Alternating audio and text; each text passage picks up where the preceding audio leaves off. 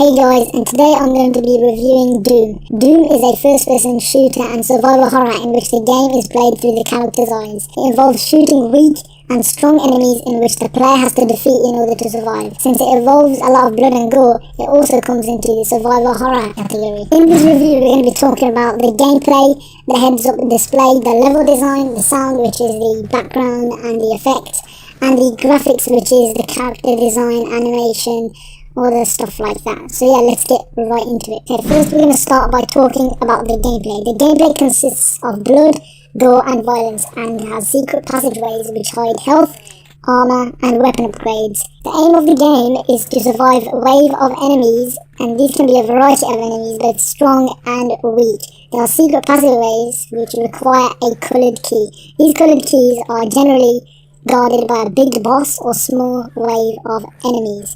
Personally, I think the gameplay could be improved by having an inventory like the game Warface.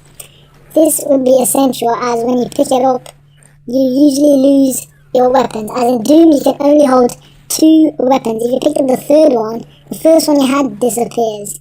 Unlike Warface, you can pick up any weapon you have by opening up the inventory and choosing any weapon you want. Now moving on to the heads up display. This is the small rectangle at the bottom of your screen, which shows the amount of health, armor and ammo you have. This prepares you for enemies, as you can look at the heads up display and refill your health, armor and more. You can also see your character's face at the bottom, which changes the expression when you are being fired at or when you're shooting at an enemy.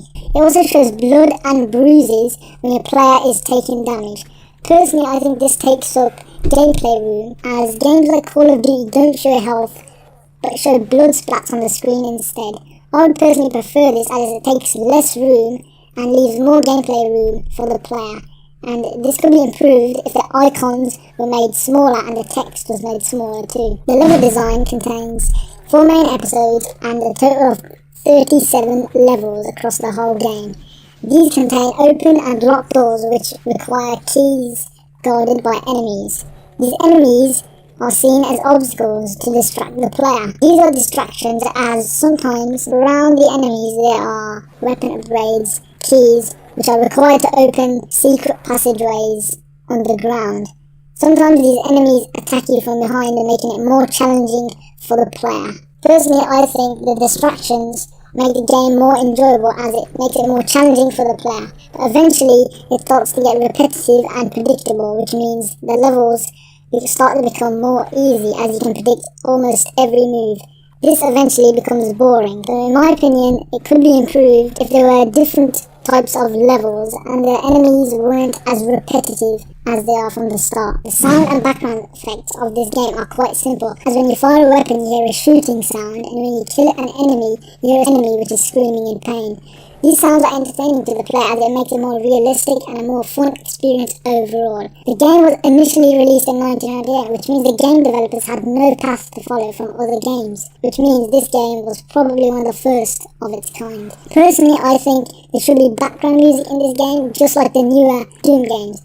I think this because the background music sets the tone for upcoming events, as the music can change from calm to dramatic in an instant when you're just walking around to when you see an enemy in the distance. And finally, the graphics look fine from distance, but when you get close you see that it's heavily pixelated. Mostly you see tiled backgrounds, but when you go to underground areas you see dirt and brick ones too. At the time of the release of this game, you see that the original monitor resolution back then was 1800 by 1440. This means that there was slow animation, as the weaker enemies took at least 2 to 3 seconds to move left or right, which is way slower than you see in the newer Dooms.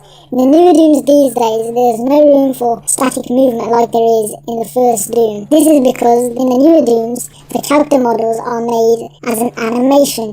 This means that there can be no static movement, as they are programmed to move in a specific way.